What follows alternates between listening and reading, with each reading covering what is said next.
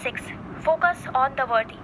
आप सभी ने एक बात तो सुनी होगी कि जो इंसान बहुत सारी चीज़ें एक ही टाइम पे करने की कोशिश करता है ना, तो वो अंत में कुछ भी नहीं कर पाता। कारण बस इतना सा होता है कि उसने किसी एक चीज़ के ऊपर कोई ध्यान ही नहीं दिया। उसने सब कुछ करना चाहा कि मैं वो भी कर लूँगा, वो भी कर लूँगा, और वो अपना 100% किसी भी काम पे नहीं दे पाया। इसी कारण वो अंत में कुछ भी नहीं कर पाता।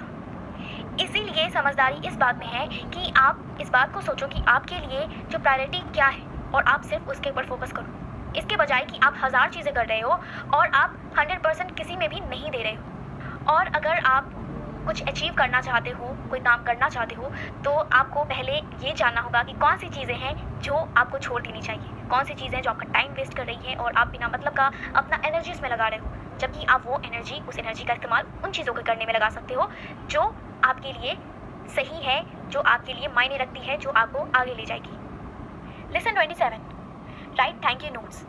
रॉबिन शर्मा यहाँ पे बताते हैं कि उन्हें पढ़ने वाले बहुत सारे ऐसे रीडर्स हैं जो उन्हें खत लिखते हैं। ये बताते हैं कि उनका जो काम है वो बहुत ही अच्छा है और उनके काम की वजह से उनके लाइफ में किस तरीके के चेंजेस आए हैं, और रॉबिन शर्मा को उनके खत पढ़ के बहुत ही ज़्यादा अच्छा लगता है, खुशी मिलती है। इसीलिए जो भी लोग उन्हें लिखते हैं, खत लिखते हैं, तो उन सभी को रॉबिन शर्मा पर्सनली एक थैंक यू लेटर लिख कर देते हैं, और ऐसा करके उन्हें बहुत ही ज़्यादा अच्छा लगता है। रॉबिन शर्मा हम सभी से कहते हैं कि हम सभी को भी ऐसा करना चाहिए। आपसे जुड़े हुए जितने भी लोग हैं, आप जब उन्हें पर्सनली एक थैंक यू नोट लिख कर दोगे तो आपको बहुत ही ज़्यादा अच्छा लगेगा। हाँ, ये थोड़ा टाइम लेता है, पर ऐसा करने से पता चलता है कि आपको सामने वाले की परवाह है, और ऐसा करने से ये भी साबित होता है कि आप भी एक ह्यूमन बीइंग ही हैं जो दूसरे सामने वाले ह्यूमन बीइंग की केयर करते हो, इसीलिए आप उन्हें थैंक यू कह रहे हो। Lesson 28, always carry a book with you. यहाँ पे रॉबिन शर्मा बताते हैं कि एक रिपोर्ट आई थी US news and world report की। इसके अकॉर्डिंग हम अपने पूरे जीवन काल में लगभग 8 महीने जंक मेल को खोलने में बिता देते हैं, यानी कि ऐसे मेल जो हमारे किसी मतलब के नहीं होते, और 2 साल हम अनसक्सेसफुली कॉल बैक करने में बिता देते हैं, और साथ ही साथ 5 साल हम लाइन में खड़े होने में बिता देते हैं। रॉबिन शर्मा ने हमें ये इसलिए बताया ताकि वो हमें ये एहसास दिला सके कि हम बहुत सारा टाइम पता नहीं कहाँ कहाँ वेस्ट कर देते हैं, तो हमें उस समय का अच्छे से प्रयोग करना चाहिए। इसीलिए हमें वो कहते हैं कि जब भी कहीं भी जानो तो अपने साथ एक बुक रख लिया करो, क्योंकि अगर आपको कहीं किसी लाइन में खड़ा होना पड़े ना, तो बाकी सभी लोग लाइन में खड़े होकर इंतज़ार करेंगे, गालियाँ दे रहे होंगे, गुस्सा कर रहे होंगे, लेकिन आप उस वक्त खड़े होकर एक किताब पढ़ रहे होंगे, और उस किताब में जो भी बातें हैं उन सभी बातों को अपने दिमाग को बढ़ाने में इस्तेमाल कर रहे होंगे। जब आप बहुत ही कंसंट्रेशन के साथ कोई किताब पढ़ोगे तो उससे क्या होगा ना कि आप पूरी दुनिया के साथ कनेक्ट हो सकते हो, उन लोगों के साथ भी कनेक्ट हो सकते हो जिन्होंने वो किताब लिखी थी, उनसे आप इंस्पायर हो सकते हो और अपना इंटेलिजेंस जो है वो बढ़ा सकते हो, और इससे आपका टाइम भी वेस्ट नहीं होगा, और जिस टाइम का इस्तेमाल आप नहीं कर पाते हो उस टाइम का इस्तेमाल आप करके कुछ अच्छी बातें सीख पाओगे, अपना ओवरऑल डेवलपमेंट कर पाओगे। पढ़ना अच्छी बात होती है।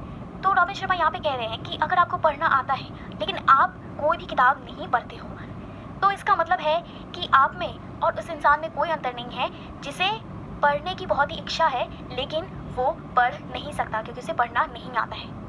Lesson 29, create a love account. इस लेसन में रॉबिन शर्मा कहते हैं कि अगर आप चाहते हो कि आप एक प्रेममय व्यक्ति बनो, यानी आपका व्यवहार सभी के प्रति बहुत ही अच्छा हो, प्रेममय हो, आप सभी से प्रेम पूर्वक व्यवहार करो, तो उसके लिए आप ना एक लव अकाउंट खोलो।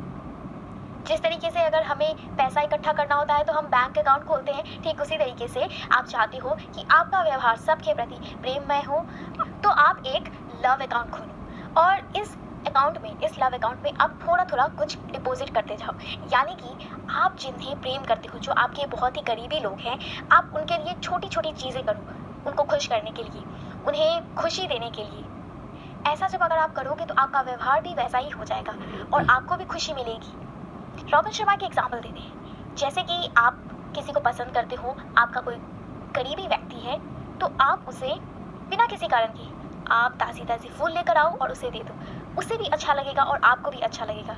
या फिर आप अपने किसी दोस्त को एक बहुत ही अच्छा सा आपका फेवरेट बुक दे दो, गिफ्ट कर दो। तो अगर आप ऐसे करते रहोगे ना, इससे क्या होगा कि आपके आसपास जितने भी व्यक्ति होंगे उन्हें तो लगेगा ही कि आप उनकी केयर करते हो, और साथ ही साथ आपको भी अच्छा लगेगा और आपका व्यवहार सभी के प्रति बहुत ही अच्छा हो जाएगा, प्रेममय हो जाएगा। Lesson 30, get behind people's eyeballs. अब यहाँ पे रॉबिन शर्मा हमें ये कहते हैं कि हमारे 2 कान और 1 मुंह इसलिए होता है ताकि हम जितना बोलते हैं उससे दुगना हम सुने। इसका मतलब है कि हमें एक अच्छा लिसनर होना चाहिए, यानी एक अच्छा श्रोता होना चाहिए। क्योंकि आप एक बात बताइए, जब आप हमेशा बोलते रहोगे और सामने वाले की आप बात ही नहीं सुनोगे तो आप कभी भी किसी और के नज़रिए से आप देख ही नहीं पाओगे दुनिया को। जब आप केयरफुल्ली दूसरों की बातों को सुनोगे और उसने जो कहा उस हिसाब से आप दुनिया को देखने की कोशिश करोगे तो आपको दुनिया किसी और तरीके की नजर आएगी और आप सोचोगे कि आपने तो कभी ऐसा सोचा भी नहीं था कि दुनिया ऐसी भी है। उस व्यक्ति के जो सामने वाला व्यक्ति है जिसे आप सुन रहे हो उसके नज़रों से आप दुनिया देखोगे तो कुछ और हो सकती है और आपको कुछ नया सीखने को भी मिल सकता है।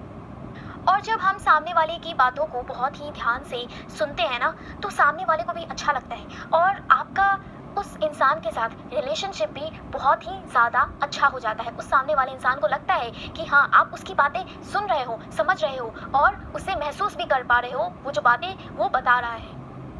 रॉबिन शर्मा हमें कुछ टिप्स देते हैं एक अच्छा श्रोता बनने के लिए, यानी एक गुड लिसनर बनने के लिए कुछ टिप्स देते हैं।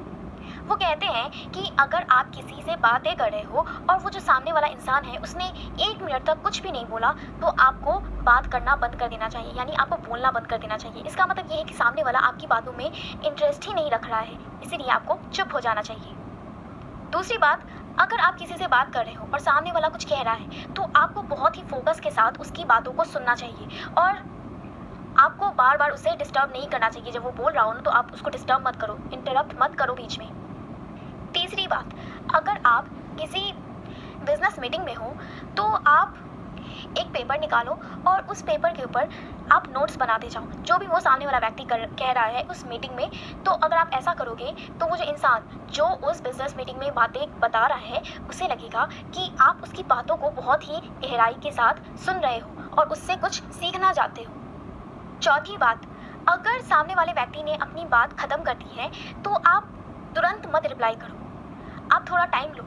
उस व्यक्ति ने जो बात कही है उस बात को आप थोड़ा सोचो और उसे अपने बॉडी लैंग्वेज के थ्रू दिखाओ ताकि उस व्यक्ति को ये लगे कि आपने उसकी बात सुनी है और उस बात को आप समझने की कोशिश कर रहे हो और उस बात के बारे में आप गहराई से सोच रहे हो। उसके बाद ही आप उसे रिप्लाई करो।